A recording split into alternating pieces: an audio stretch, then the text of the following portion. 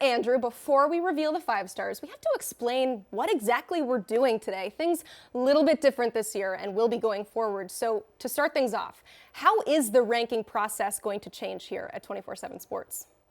Well, we're going to have 5 stars, and we're going to have them a lot earlier in the process. 24/7 Sports, they were the first ones to choose 32 as the number for 5 stars, and that's because of the NFL draft. You have 32 first-round picks most years. In the past, we were really kind of selective and took our time with naming those 5 stars, but now the goal is to name them the spring before senior seasons. And, we're going to have them earlier and earlier. That's the plan. And right now we're going to roll out our first 32 for the class of 2023. These are not final rankings, right? We still got 2 weeks, or in 2 weeks, we got some big all-star games coming up, and there could be some changes in the coming months. But the plan moving forward, 32 5 stars, and we're going to have them a lot earlier in the cycle instead of waiting until the buzzer at the end. Yeah, Andrew, it's really interesting that you mentioned there's going to be fluidity here, right? This isn't going to be a final 32. Even with the introduction to the 2024 class or the 2025 class, there's going to be a lot of room for growth within the rankings for these players to rise or to drop. How fun is it going to be to evaluate prospects on that fluid scale? Absolutely, Blair. I mean, our rankings, the NFL draft serves as the compass for us. That's when we're judged at the end, right? In late May, early April, everyone wants to see where we had a guy ranked. So when you peel back and open up the hood and look at the NFL scouting process, when they turn the page on one cycle to the next cycle, they start at the top and they build that board from the top down. They don't know if they're going to pick number 1 overall or number 32 overall. So our idea here and the thought is we're going to build out that 32, and there's going to be tons of movement, right? As we get new data points, as we get new evaluations, everything's going to be taken into account. And guys, for the first time in a while, they could actually lose a 5th star at some point in that process.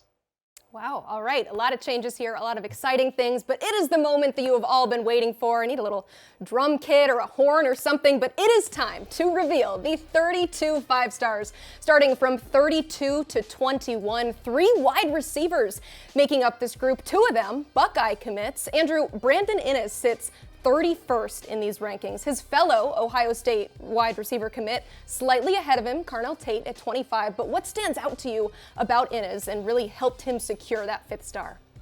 It's his competitive nature. He's fearless over the middle. He's a guy that's going to elevate other people in the locker room around him. He wants to win. It'll be interesting to see what Ryan Day says next week, once this wide receiver class that they have committed signs, because we've gone back and forth about how we want to stack and rank these guys. Brandon Inniss, he might not be a 4-4 kid on the lasers, but he's a guy that we think can go to Ohio State, catch passes at a high level, and have a ton of success. We're huge fans of him, and he is someone we have been scouting since he was in 8th grade down here in South Florida. Andrew, our biggest riser among the 32 5 stars is offensive lineman and current LSU commit Salance Hurd. He ascended 44 spots from number 72 in the last update all the way up to 28 now. Why should Tigers fans be excited about his place in the rankings? Well, I got to give my boy Cooper Patagna some credit here. He kept nagging me, hey, watch Zalance's senior film, watch his senior film. And I saw Zalance at Florida State's elite camp back in July. I liked him then. Then I turned on that senior tape Cooper was talking about, and I absolutely loved him. I think he's a prototypical NFL tackle, a guy that can protect the corner. He can get to that second level, but his upper body strength is super impressive. Took a major step forward from his junior and senior seasons. I mean, LSU, with what Brian Kelly is doing and that offensive line room, look out down the line in the SEC, because that is an elite unit, or has the makings of a potential elite unit one day. A great example of how these things change. Let's move up the rankings. Here is the list of prospects 20 through 11. 3 uncommitted players on this list. We'll talk about them individually with Steve Wiltfong coming up. So let's hit on Hakeem Williams. Zalance Hurd making that biggest jump. We talked about that, but Williams also soaring up the rankings. 15 spots for him. How was the Florida State commit able to make that big leap? This is all an upside play. You mentioned the freaks list and what I do with him. And Hakeem Williams is a kid at the state Final Four for basketball, posted back-to-back double-doubles. That's extremely difficult to do for Hakeem Williams. And you know what's even more freaky is this season he had an 80-yard touchdown where he was wearing one shoe. He lost it at the line of scrimmage and still beat an entire defense down the field. With Hakeem Williams, he's 6'3", 200 pounds. We love the upside with him. He's going to have to get it all together, but man, if he hits, we think he's potentially another Julio Jones. That's another comp that's been thrown out there for them. Mike Norvell, he's had a ton of success with big wide receivers. Hakeem Williams, he has a chance to be pretty special there in Tallahassee. Another big name on that list there that we saw earlier, Samson Okunlola. He's the highest rated prospect that is yet to make a commitment left in this 2023 recruiting class. The five-star offensive tackle will choose between Florida and Miami this coming Thursday, December 16th. Andrew, what catches your eye about Okunlola and what makes him the number 3 offensive lineman in this class?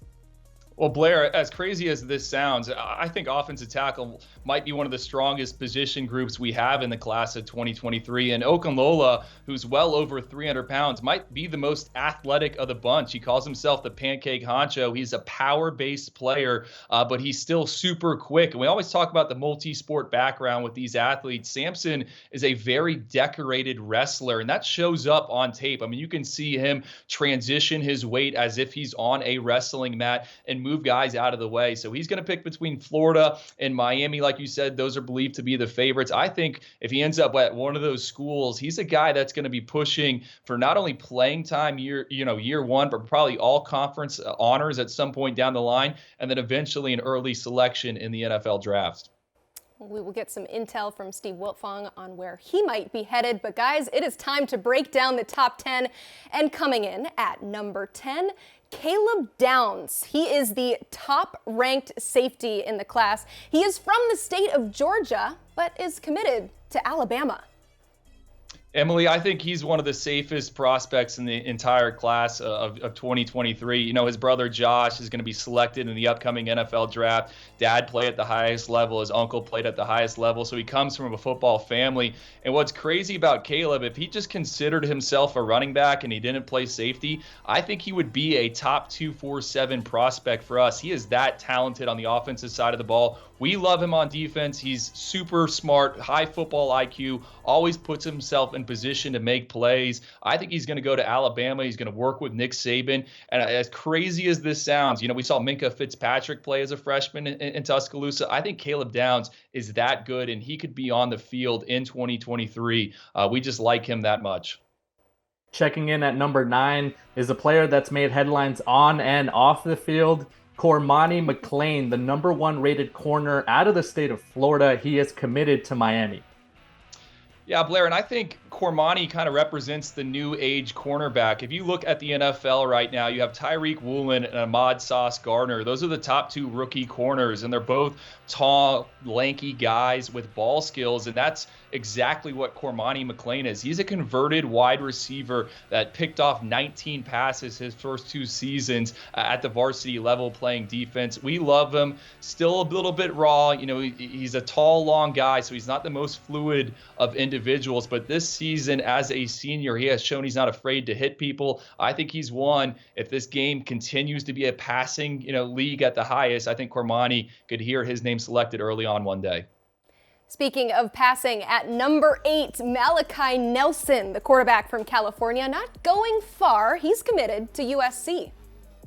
He's just a pure distributor of the football, and honestly probably one of the best in the class of 2023. When we always talk about delivery and release, Malachi's name continues to come up. He improved as a senior in terms of limiting the interceptions, improving his completion percentage. I'm excited about seeing him there at USC with Lincoln Riley. We love the wide receivers that they have committed, and I think this is a guy that is going to keep plays alive in the pocket. I just love how he kind of moves around in the face of pressure and fires that ball out of there. So we love Malachi Nelson. Excited to see him in one of these all-star games, and it looks like he has a bright future ahead for him.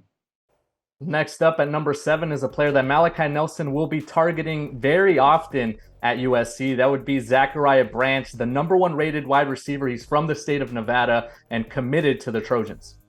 Blair, he's another one of my guys on the freaks list. 10-3 in the 100-meter dash. Power cleans 315 pounds, which is impressive for a guy that weighs 170 pounds. I think if we had to look at everyone in the class of 2023, this is the closest thing to Tyreek Hill. Zachariah Branch is a chunk play machine. He can make people miss in space. You're seeing it right here on the screen, and he can simply go. Also had some, I think, improved. Blair, you would agree with me, as a pass catcher. He made some difficult contested catches for a guy that's under 6 foot. So Zachariah Branch, man, he is one of the most electric players in the class of 2023. And again, our comp for him is Cheetah, Tyreek Hill.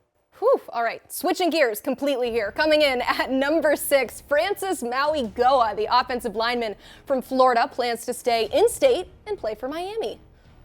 Emily, you're not going to find a more battle-tested player in the 2023 cycle than Mauigoa. Not only did he have to practice against the blue-chip pass rushers at IMG Academy every week, he had games this season against Deshaun Womack, Damon Wilson, Peter Woods, and we thought he aced all of those tests. He also squared off with Ruben Bain. I mean, this is a guy that is also another really talented athlete.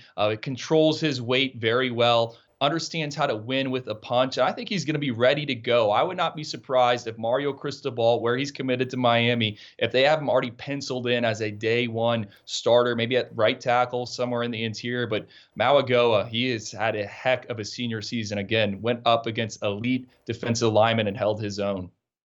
Let's stay in the trenches at number 5, KADYN Proctor, the number 1 rated offensive lineman in the country for this 2023 class from the state of Iowa, and is committed to the Iowa Hawkeyes. I'm going to be honest, guys. That battle for the number 1 tackle spot went back and forth in our meetings. Was it Mauigoa or was it KADYN Proctor? We ended up settling on Proctor, who was awesome in the state playoffs. I go back to his state title championship game. He was looking for work, getting to the second level there for his team. And just the way he moves is different than others his size. I would not be surprised if we come back from the All-Star games and we're talking again, hey, is it Mauigoa? Is it Proctor? I think it might come down to the eye of the evaluator, which one they like more. But no, KADYN Proctor, really like him and his upside. Tristan Wirfs has been tossed out there as a comp, the former Iowa offensive lineman who went in the first round of the NFL draft. I like that one. But no, KADYN Proctor, he is the real deal. To the other side of the ball at number 4, Keon Keeley, the number 1 defensive player in the class, is from Florida and is headed to play for the Crimson Tide at Alabama.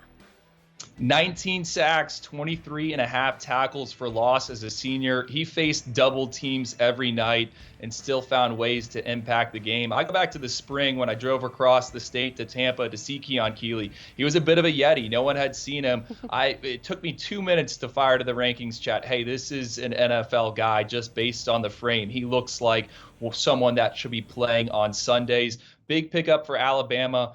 We know he's going to go there and get coached up. It would have been the same thing if he went to Ohio State, but his ability to bend for someone that's over 6'5", transition power to speed, it's all there. I think he's going to be a monster 2-3 years from now. We list him as an edge, could potentially be a defensive lineman. It just depends on what happens when he gets to that training table. But no, Keon Keeley, sky's the limit for him.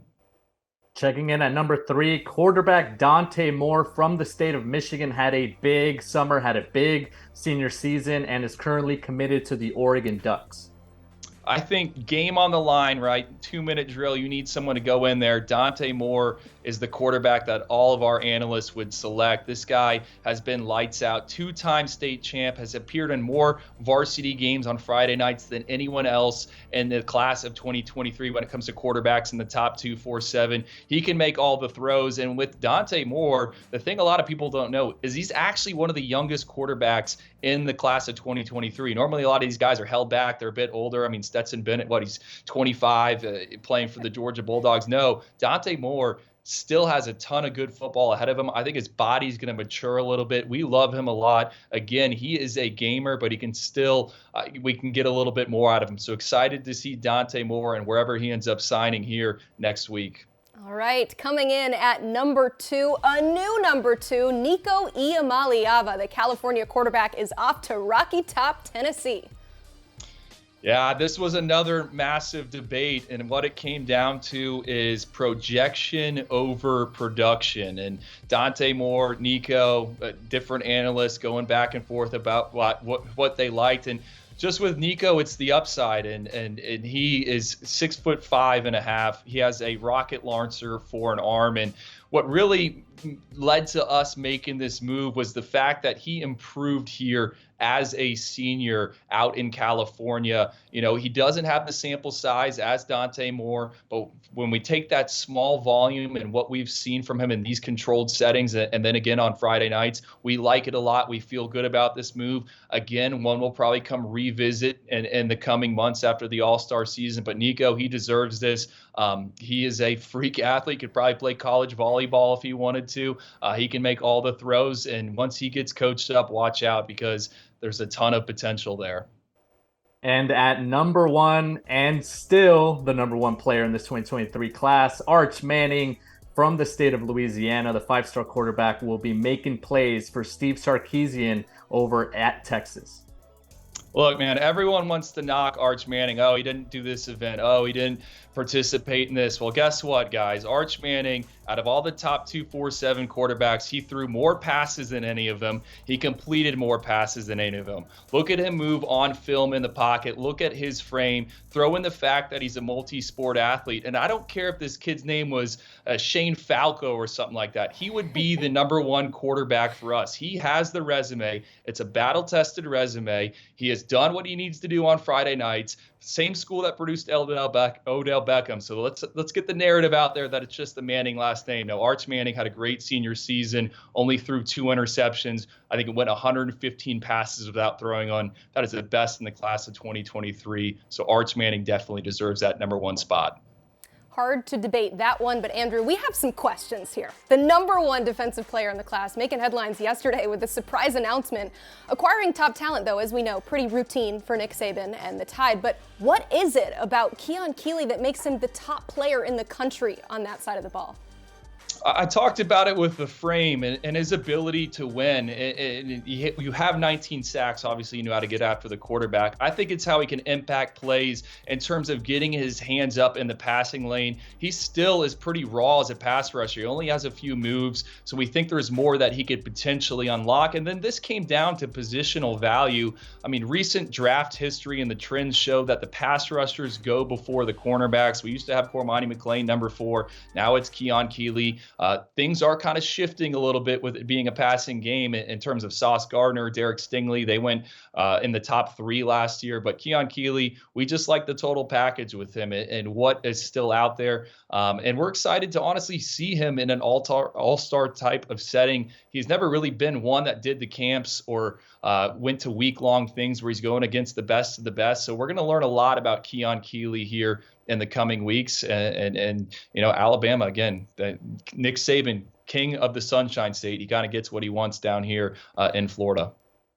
Andrew, we look at the top 10, and obviously what stands out is the inclusion of 4 5-star quarterbacks, including the top 3. What stands out to you about this quarterback class in regards to what we've seen out of the quarterbacks in recent classes? I think it's the depth, right? And you know, we've definitely missed. We as an industry have missed on some arms as of late. You know, go back to the 2018 class. That was Trevor Lawrence and Justin Fields. There was also some other big names that came out of that group. You had Brock Purdy, Matt Corral, Zach Wilson. And why do I bring up 2018? Well, I think here in 2023, we have a chance to see a lot of quarterbacks potentially suit up on Sundays one day if things pan out. Obviously, we got the 6 in the top 32, and that's headlined by that group of 3. But you also got Jaden Rashada. Once we get outside of that top 32, you have Avery Johnson, Christopher Vizina, Austin Novosad. So I wouldn't be surprised if this 2023 group of arms netted a few potential NFL starters at some point down the line. Whew, to be a fly on the wall in some of those discussions. I'm sure they were heated, I'm sure they were spirited, and thank you so much for all your hard work, Andrew. Big day for you, but the work does not slow down from here. Again, this is just a first draft. There will be updates to these rankings, but this will be the standard we use for signing day coming up a week from tomorrow. Join us right here on the 24/7 Sports YouTube page for wall-to-wall coverage of National Signing Day.